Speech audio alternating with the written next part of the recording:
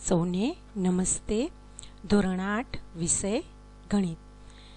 ગઈકાલના વિડીયોમાં આપણે આલેખના પ્રકારો વિશેની સમજ મેળવી.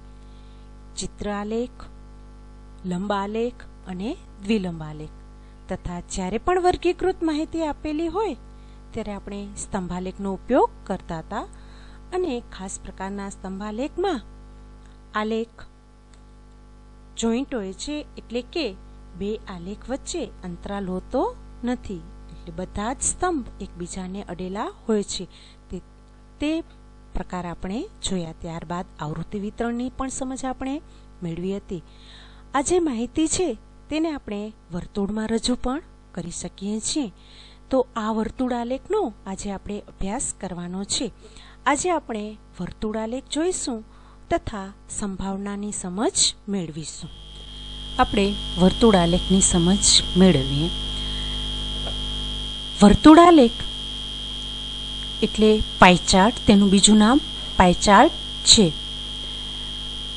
નામ પરથી તમને ખ્યાલ આવી જ ગયો હશે કે જેમ આપણે સ્તંભ આલેખ ઊભા દોરીએ છીએ તેમ વર્તુળ આલેખમાં ગોળ વર્તુળ દોરી અને યોગ્ય પ્રમાણે આલેખ દોરવાનો હોય છે.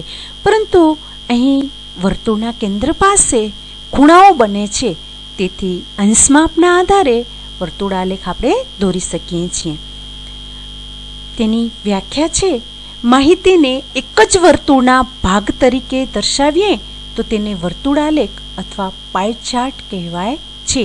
કે જે પણ તમને માહિતી આપેલી છે તેને આપણે આખો વર્તુળના ભાગ તરીકે માહિતી દર્શાવીએ તો તેને વર્તુળ આલેખ કહેવાય. અથવા વર્તુળાકાર પ્રદેશ દ્વારા કરવામાં આવતી માહિતીની ચિત્રાત્મક રજૂઆતને વર્તુળ આલેખ કહે છે. કે વર્તુળાકાર પ્રદેશમાં કરવામાં આવે છે, એટલે ગોળ વર્તુળ દોરી માહિતીની ચિત્રાત્મક રજૂઆત કરવામાં આવે છે તેને વર્તુળ આલેખ કહે છે.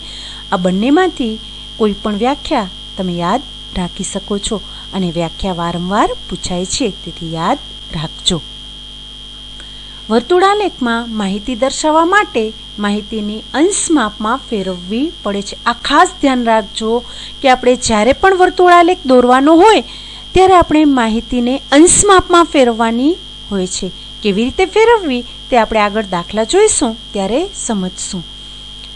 વર્તુળના કેન્દ્ર આગળ ત્રિજ્યાઓ આગળ બનતા બધા ખૂણાના માપનો સરવાળો 360 અંશ થાય છે. આપણને ખ્યાલ છે કે વર્તુળ આખું ગોળ થઈ જાય એટલે 360 અંશ. આપણે કોણ માપક છે જે તે અડધું હોય છે, 180 નું હોય છે ને, એવી રીતે આખું વર્તુળ થાય તો કોણ માપક 2, એનો મતલબ કે 360. જ્યારે ખૂણાના માપ સિવાયની માહિતીને અંશ માપમાં ફેરવવી હોય ત્યારે 360 અંશનો આધાર લેવાય છે. એટલે કે માહિતી અંશ માપમાં જ્યારે પણ આપણને ફેરવવી હોય ત્યારે 360 અંશનો જ આધાર લેવામાં આવે છે. આ ખાસ ધ્યાન રાખજો, આ પણ વિકલ્પમાં વારંવાર પૂછાય છે. અંશમાપ જ્યારે પણ કોઈ પણ માહિતીને અંશમાપમાં ફેરવવાની હોય ત્યારે 360 અંશનો જ આધાર લેવામાં આવે છે. તમને વર્તુળ આલેખના દાખલા બે રીતે કરવાના હોય છે.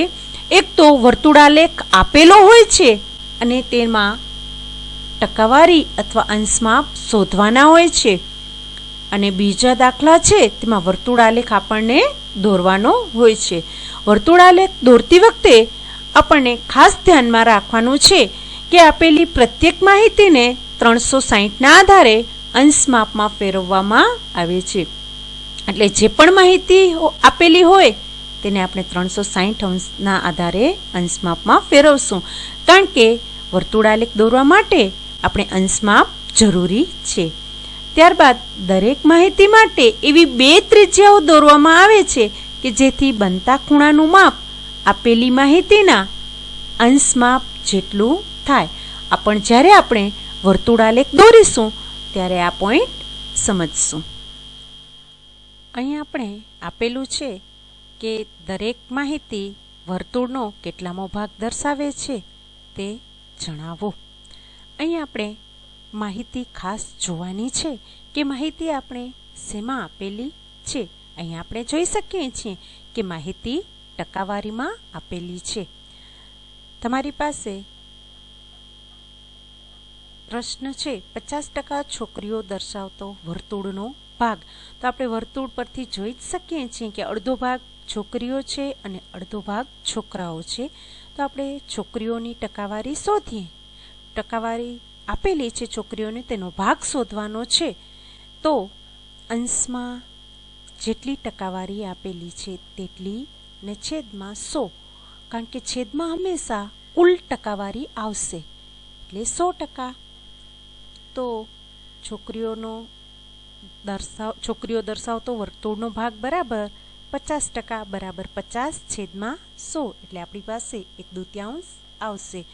તમને આમાં બીજો પ્રશ્ન 50% છોકરાઓ દર્શાવતો વર્તુળનો ભાગ છે, તો એની ગણતરી પણ આમ જ થશે અને 1/2 આવશે. ત્યારબાદ બીજો આલેખ આપેલો છે, શાળાના પરિવહનનો પાયાલેખ છે અને તેમાં પગપાળાના 40%, સાયકલના 20%, બસ અથવા કારના 40% આપેલા છે. સૌથી પહેલાં તો આનો કુલ 100% થાય છે. પગપાળાના આપણે શોધવાના છે તો 40%, તો અંશમાં જેટલા ટકા આપેલા છે તેટલા અને છેદમાં 100, કારણ કે કુલ ટકાવારી હંમેશા 100ના આધારે કરાય. 40/100, તેથી આવશે 2/5. જો અહીં ખાસ ધ્યાન રાખજો, આપણે ખાલી વર્તુળનો ભાગ શોધવાનો છે. જો તમને અંશમાપ શોધવાનું કીધું હોત ને તો ગુણ્યા 360 કરત. સાયકલનો ભાગ 20% છે, તો 20/100, એટલે આપણી પાસે 1/5 આવશે. એવી જ રીતે બસ અથવા કારનો પણ 40% છે, 40% આનો જેવી રીતે શોધ્યો 2/5, તેવી જ રીતે આનો પણ 2/5 આવશે. ત્યારબાદ ત્રીજો ભાવાવરણનો પાયચાર્ટ આપેલો છે, એમાં પ્રેમ અને ધિક્કાર. અહીં આપણે ખાલી 15% ધિક્કારના આપેલા છે, તો 100માંથી 15 બાદ કરશું એટલે 85% છે તે પ્રેમ દર્શાવતો ભાગ થશે. સૌથી પહેલાં ધિક્કાર દર્શાવતો ભાગ શોધી લઈએ તો 15%, એટલે 15/100 બરાબર 3/20. પ્રેમ દર્શાવતો ભાગ 85%, એટલે 85/100 બરાબર 17/20. અહીં આપણે માત્ર ભાગ જ શોધવાનો છે, તેથી આપણે ભાગ જ દર્શાવેલો છે. જો અંશમાપ શોધવાના હોત તો આપણે ગુણ્યા 360 અંશ. ચાલો આપણે વર્તુળ આલેખનું એક ઉદાહરણ જોઈએ. ઉદાહરણ 2. કોઈ ચોક્કસ દિવસે બેકરીની વિવિધ વસ્તુઓનું વેચાણ રૂપિયામાં નીચે મુજબ આપેલું છે. સામાન્ય બ્રેડ 320, ફ્રૂટ બ્રેડ 80, કેક અને પેસ્ટ્રી 160, બિસ્કિટ 120, અન્ય 40. એટલે કે કુલ વેચાણ આપણી પાસે 720 છે. આ માહિતી માટે પાયચાર્ટ દોરો. આપણે આગળ થિયરીમાં ભણ્યા જ કે જ્યારે પણ પાયચાર્ટ દોરવાનો હોય ત્યારે માહિતીને અંશમાપમાં ફેરવવી પડે છે.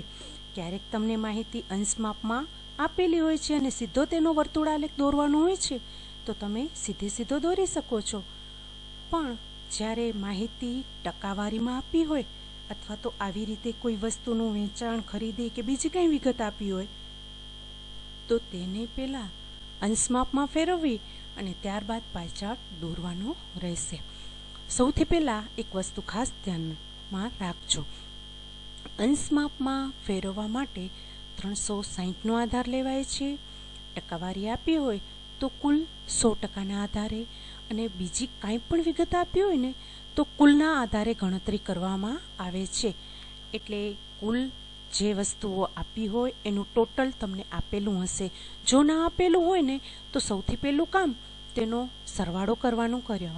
અહીં આપણને વસ્તુનું વેચાણ આપેલું છે અને કુલ પણ આપેલું છે કે કુલ આટલું વેચાણ થાય છે. પણ જો કુલ ના આપેલું હોય તો પહેલું કામ આપણે આ બધી જ સંખ્યાઓનો સરવાળો કરી અને કુલ વેચાણ શોધવાનું. ટકાવારી હોય તો આપણને ખ્યાલ છે કુલ 100% હોય અને અંશમાપ હોય તો કુલ 360 અંશ હોય. અહીંયા આપણે રૂપિયા 720 આપેલા છે કુલ. તો સૌથી પહેલાં આપણે કેવી રીતે ગણતરી કરવાની છે તે જોઈ લઈએ. અહીં જે અલગ અલગ વસ્તુઓ આપેલી છે ને, સૌથી પહેલાં કુલ વેચાણમાં તેનો ભાગ શોધવાનો હશે, એટલે કે અપૂર્ણાંક શોધવાના હશે. એટલે આપણે એવી રીતે કરી શકીએ કે અંશમાં સામાન્ય બ્રેડ છેદમાં 720 એ સામાન્ય બ્રેડનો ભાગ થયો. ફ્રૂટ બ્રેડ માટે 80 છેદમાં 720, કેક અને પેસ્ટ્રી માટે 160 છેદમાં 720. આમ જેનો ભાગ શોધવાનો હોય ને તે અંશમાં લખવાનો અને છેદમાં કુલ વેચાણ હોય તે લખવાનો. ચાલો આપણે કોષ્ટકમાં ગણતરી કરી છે તે સમજીએ. સૌથી પહેલાં વસ્તુ વેચાણ, અને મેં તમને કીધું ભાગ એટલે કે અપૂર્ણાંક, અને અહીં વર્તુળ આલેખ દોરવાનો હોવાથી અંશમાપ શોધવા પડશે એટલે કેન્દ્ર પાસેનો ખૂણો. બ્રેડનું વેચાણ 320 છે તો તેનો ભાગ મેં હમણાં જ વાત કરી તેમ તે વસ્તુનો ભાગ છેદમાં કુલ એટલે આપણી પાસે 4/9 આવશે. બરાબર, 4/9 જે આવ્યો ને તેને ગુણ્યા 360. શું કામ 360 અંશ લીધા છે?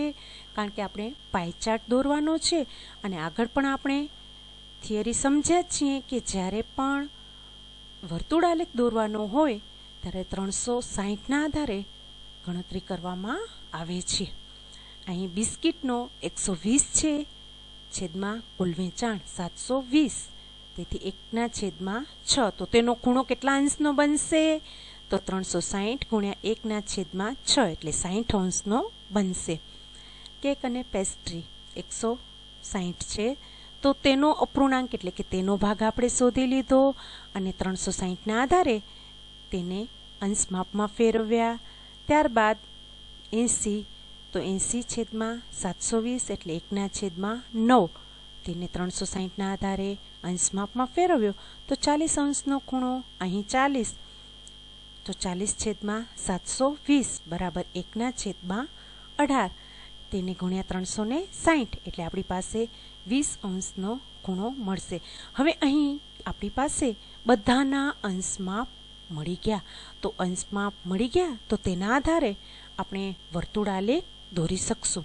તમને વર્તુળ આલેખ અહીં નીચે દર્શાવેલો છે. હું તમને ગ્રાફ બુકમાં દોરી અને બતાવીશ. અહીં આપણે જોઈ શકીએ છીએ કે સામાન્ય બ્રેડનો સૌથી વધારે અંશમાપ છે એટલે 160 અંશ, બિસ્કિટનો 60, કેક અને પેસ્ટ્રીઝ 80, ફ્રૂટ બ્રેડ 40, અન્ય 20.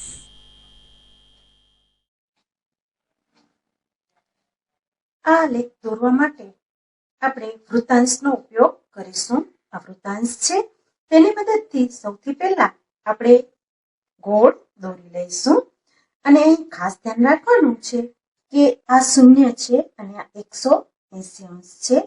તો 0થી અહીં વર્તુળનું જે કેન્દ્ર છે ત્યાં આપણે લાઈન દોરી લઈશું. હવે આપણે પહેલો 160નો ખૂણો દોરવાનો છે. તો 0થી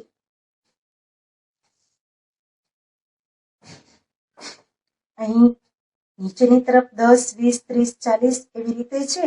અહીં 180 અને ત્યારબાદ અહીં 360 પાછું. એટલે આપણે 160નો દોરવાનો છે તો અહીંથી લેખી અને અહીં 160 આવે છે. તો આ 160 અંશ થયા.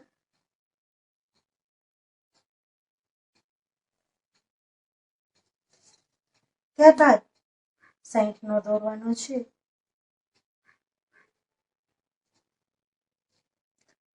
તો આપણે અહીંથી લેખતા જવાનું 10, 20, 30, 40, 50 અને 60. આ 60 અંશ થશે. ત્યારબાદ 80, 10, 20, 30, 40, 50, 60, 70 અને 80. અહીંયા આપણે 80 અંશનો દોરીશું. ત્યારબાદ 40 અંશ, તો 10, 20, 30 અને 40, એટલે આ 40 અંશનો થશે, અને બાકી રહેશે 10 અને 20 અંશનો. આવી રીતે તમારે વૃત્તાંશની મદદથી વર્તુળાલેખ દોરવાનો છે. અહીંયા આપણે 60 અંશ દર્શાવીશું, આ 80 અંશ અને આ 40 અંશ છે. તમે વર્તુળની અંદર લખી શકો છો. આ 160 અંશ છે, આ 60, આ 80 અંશ, 40 અંશ અને આ 20 અંશ. આવી રીતે વર્તુળાલેખમાં અંશમાં યોગ્ય લઈ અને આલેખ દોરવાનો રહેશે.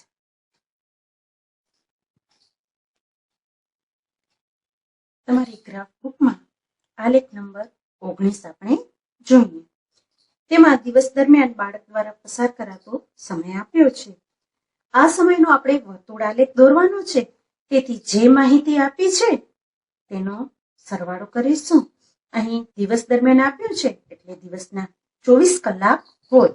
અહીં સરવાળો કરતા 24 આવશે અને દરેકને અનુલક્ષીને વૃત્તાંશ કોણ આપણે શોધવાનો છે. જે આગળના દાખલામાં આપણે જોયું તેમ તમને ખ્યાલ જ હશે કે કેવી રીતે કરવાનું છે. તો 8/24, 6/24, 4/24, ફરીથી 4/24, 2/24 અને આ બધાનો ગુણાકાર 360 અંશ વડે કરીશું. તો અહીં આવી રીતે ગણતરી કરતા આપણી પાસે 120 અંશ, 90 અંશ, 60 અંશ, 60 અંશ અને 30 અંશ આવ્યા. તો ચાલો આપણે વર્તુળાલેખ દોરીએ. જો આપણે કોણમાપકની મદદથી પણ ખૂણાઓ દોરી શકશું. સૌથી પહેલા તમારો પરિકર અને પેન્સિલની મદદથી ગોળ દોરી લેવાનું. ત્યારબાદ કેન્દ્ર પાસે એક લાઈન દોરી લેવાની અને સૌથી પહેલો 120 નો છે.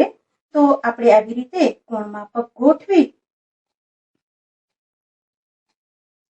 અને અહીં તમે જોઈ શકો છો કે 120 એટલે અહીં આવશે.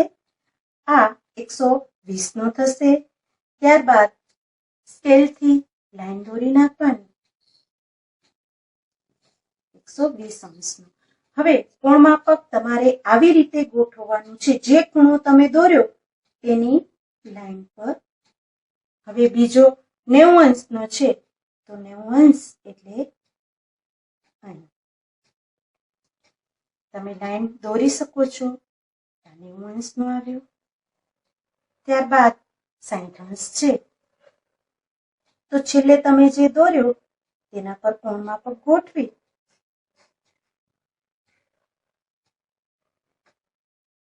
અહીં 60 અંશ.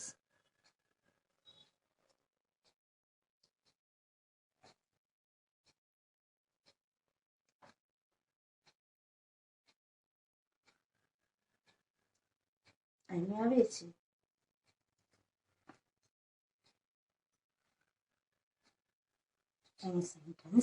અને જે બાકી રહ્યો છે તે 30 અંશનો હશે. આપણે જોઈ લઈએ કે 30 અંશનો છે કે નહીં.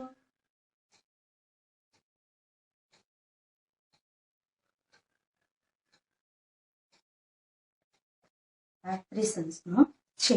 આવી રીતે આપણે કોણમાપકની મદદથી પણ વર્તુળાલેખ દોરી શકીએ છીએ. અહીં તમારે અંશ માપ દર્શાવી લેવાના. અને બીજી એક વસ્તુ ખાસ ધ્યાન રાખવાની છે કે વર્તુળાલેખમાં અંશ માપ શોધી લઈને એટલે અહીં ટોટલ કરી અને જોઈ લેવાનું કે આ અંશ માપ છે તેનો સરવાળો 360 અંશ થાય. આપણને ખબર છે કે આખું વર્તુળ છે તે બધા જ ખૂણાના માપનો સરવાળો 360 અંશ થશે. આમ તમે વૃત્તાંશની મદદથી અથવા કોણમાપકની મદદથી વર્તુળાલેખ દોરી શકો છો. હવે આપણે તક અને સંભાવનાની સમજ મેળવીએ. ઘણી વખત ચોમાસાની ઋતુમાં એવું બને છે કે નિયમિત રીતે તમે રેનકોટ સાથે રાખો છો પણ તે દિવસે વરસાદ આવતો જ નથી અને જે દિવસે તમારો રેનકોટ તમે ઘરે ભૂલી જાઓ છો તે દિવસે ધોધમાર વરસાદ પડે છે.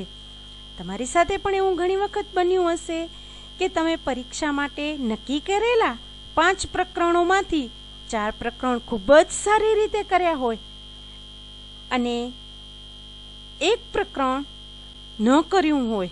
તમને એમ થાય કે 4 તો બરાબર આવડે જ છે ને, એક થોડુંક ઓછું આવડશે તો વાંધો નહીં આવે, પણ જે ઓછું કર્યું છે તેમાંથી જ વધુ પ્રશ્ન પૂછાય છે. એવી જ રીતે નિયમિત સમય પર દોડતી ટ્રેન પકડવા માટે જ્યારે તમે સમયસર રેલવે સ્ટેશને પહોંચી જાઓ છો પરંતુ તે જ દિવસે ટ્રેન મોડી આવે છે.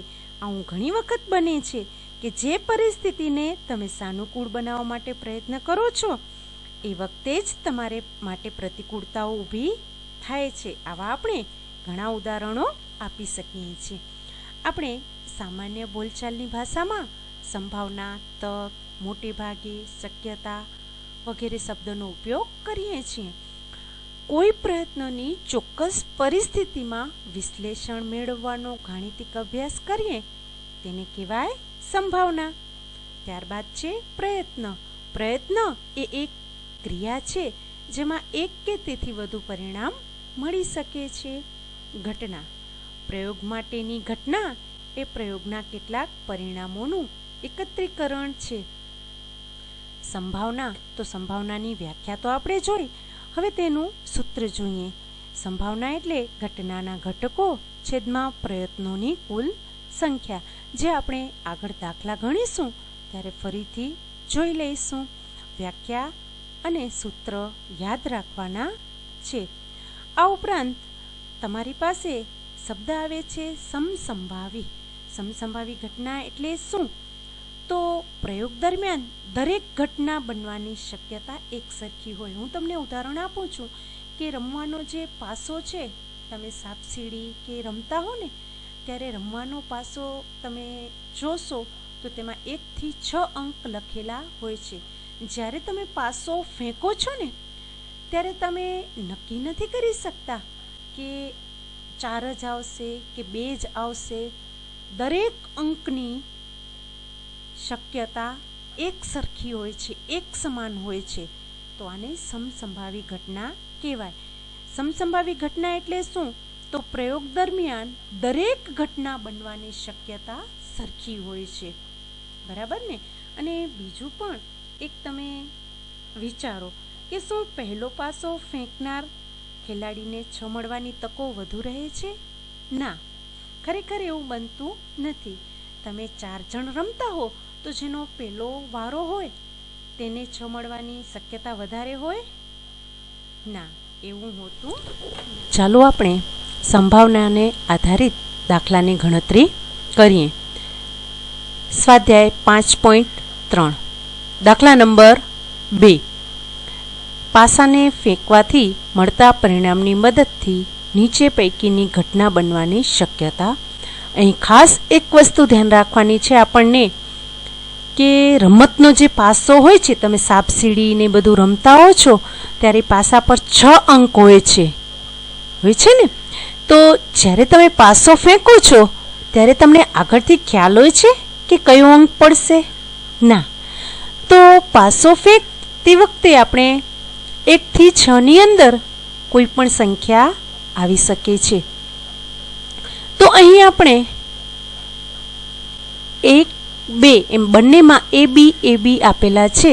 તો આપણે એ જે આપેલું છે એ સંખ્યાની ગણતરી કરીએ.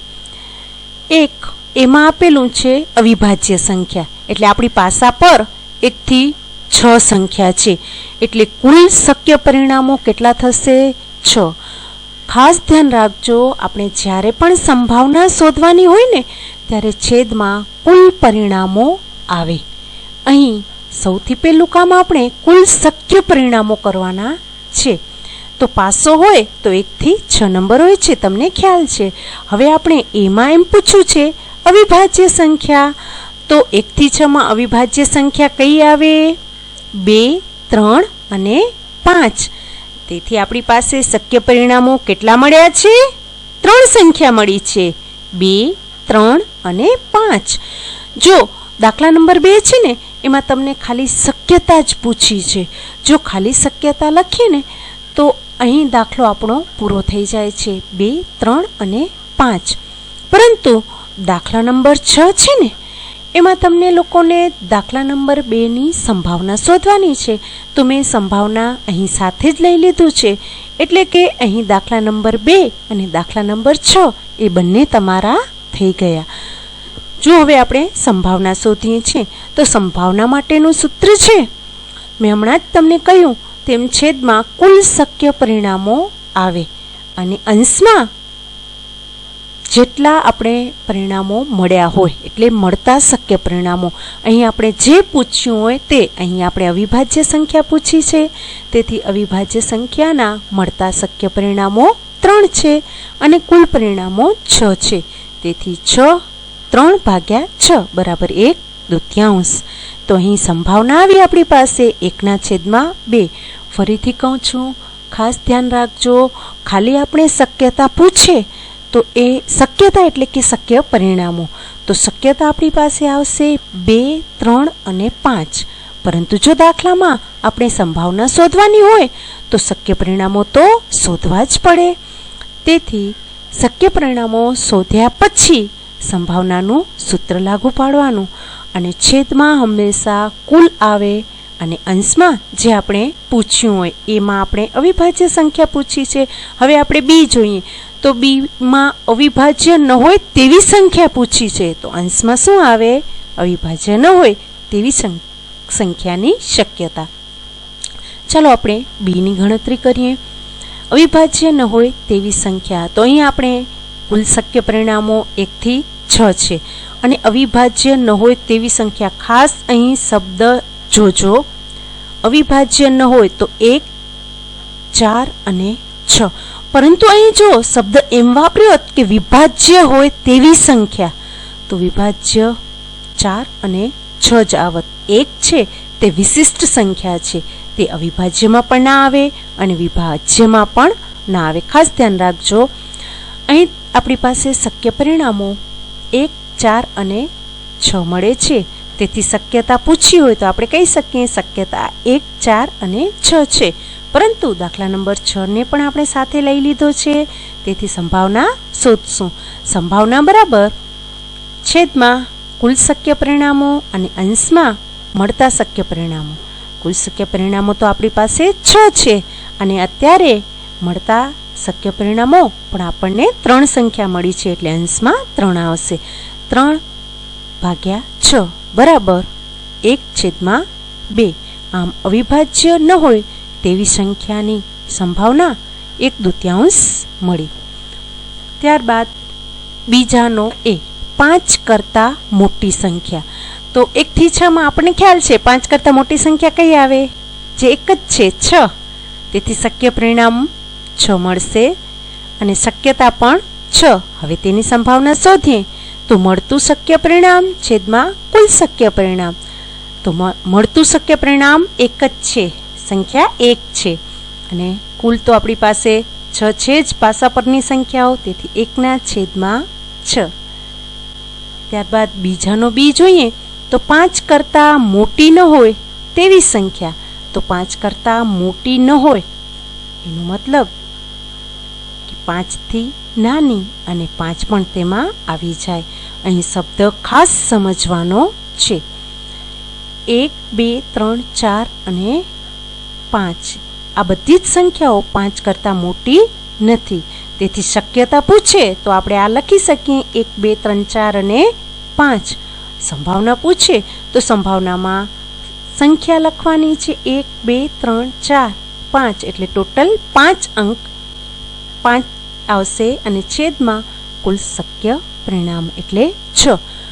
5/6. આપણે જાણીએ છીએ અંશ અને છેદ ઉડતા નથી, તેથી સંભાવના આટલી જ રહેશે. અહીં ખાસ ધ્યાન રાખજો કે શક્યતા પૂછી હોય તો શું કરવાનું અને સંભાવના પૂછ્યું હોય તો શું કરવાનું. જો સંભાવના પૂછે તો આપણે શક્યતા તો શોધવી જ પડે છે. શક્યતા અથવા શક્ય પરિણામો આપણે શોધી અને ત્યારબાદ સંભાવનાના સૂત્રમાં કિંમત મૂકવાની હોય છે. અહીં ખાસ ધ્યાન રાખજો કે સૂત્ર લગાવી અને ત્યારબાદ કિંમત આપણે શોધવાની છે. આવા દાખલા તમને 1.5 કે 2 માર્ક્સમાં પૂછાય છે, તો આપણને સૂત્ર લખવાનું સૌથી પહેલું કામ શક્યતા શોધવાની, શક્ય પરિણામો શોધવાના, ત્યારબાદ સંભાવના શોધવાની રહેશે. આપણે સંભાવનાના બીજા કેટલાક દાખલાઓ પણ જોઈએ. દાખલા નંબર 3, તેનો બી. સારી રીતે ચીપેલા 52 પાનાની જોડમાંથી એક પાનું યાદચ્છિક રીતે પસંદ કરીએ અને તે એકો હોય. યાદચ્છિક રીતે એટલે ગમે તે રીતે, અને તે એકો હોય. હવે સૌથી પહેલાં આપણે શક્યતા અને કુલ સંખ્યા એટલે કુલ પરિણામ જોઈએ. તો ટોટલ પાના કેટલા છે? 52. તમને ખબર છે ને કે પત્તામાં કુલ સંખ્યા 52 હોય છે, એટલે આપણી પાસે કુલ શક્ય પરિણામો કેટલા આવ્યા? 52. અને એકા પૂછ્યા છે તો આપણી પાસે કેટલા એકા હોય? જે લોકો પત્તા રમતા હશે ને એ લોકોને ખ્યાલ હશે કે 4 એકા હોય છે. તો એકો મળવાના શક્ય પરિણામો કેટલા થશે? 4. એટલે સૌથી પહેલા આપણે કુલ સંખ્યા એટલે કે કુલ શક્ય પરિણામો અને મળતા શક્ય પરિણામો શોધી લેવાનું. ત્યારબાદ સંભાવનાના સૂત્રમાં કિંમત મૂકવાની. તો એકો મળવાની સંભાવના બરાબર મળતા શક્ય પરિણામો છેદમાં કુલ શક્ય પરિણામો. એકો મળવાના શક્ય પરિણામો 4 છે અને કુલ શક્ય પરિણામો આપણી પાસે 52 છે. તેથી 1/13 અંશ છેદ ઉડાડી નાખવાનું. અહીં ખાસ ધ્યાન રાખજો, હવે તમને સંભાવનાના કોઈ પણ દાખલા પૂછ્યા હોય તો તમે સરળતાથી કરી શકશો. સૌથી પહેલાં કુલ શોધી લેવાનું અને ત્યારબાદ મળતા શક્ય પરિણામો શોધવાના. અહીં તમને એમ પણ પૂછી શકે કે એક પાનું યાદચ્છિક રીતે પસંદ કરી અને તે કાળા રંગનો એકો હોય તો તમને ખ્યાલ હોવો જોઈએ. તો અહીં શક્ય પરિણામો 2 આવશે, કારણ કે ફૂલી અને કાળી એમ કાળા રંગના 2 એકા હોય છે. તો એવી રીતે દાખલાની ગણતરી કરવાની. શબ્દ ખાસ સમજવાનો, કુલ શક્ય પરિણામો અને મળતા શક્ય પરિણામો શોધી અને સંભાવનાના સૂત્રમાં મૂકવાના. ત્યારબાદ દાખલા નંબર 4નો બીજો.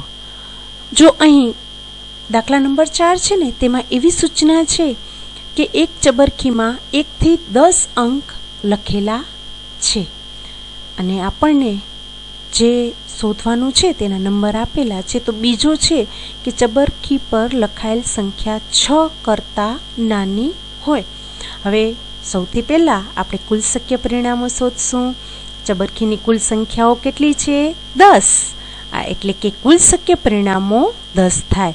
હવે 6 કરતાં નાની સંખ્યા એટલે શક્યતા અથવા તો શક્ય પરિણામો શોધીએ. 6 કરતાં નાની સંખ્યા આપણી પાસે 1, 2, 3, 4 અને 5 આવે છે. તેથી શક્ય પરિણામો આપણી પાસે 5 આવશે. તો સંભાવના બરાબર છેદમાં કુલ પરિણામો અને અંશમાં શક્ય પરિણામો બરાબર 5/10. આપણી પાસે જવાબ આવશે 1/2, 1/2. હવે તમને એવો જ એક દાખલો આપેલો છે. ચબરખી પર લખાયેલ સંખ્યા 1 અંકવાળી હોય.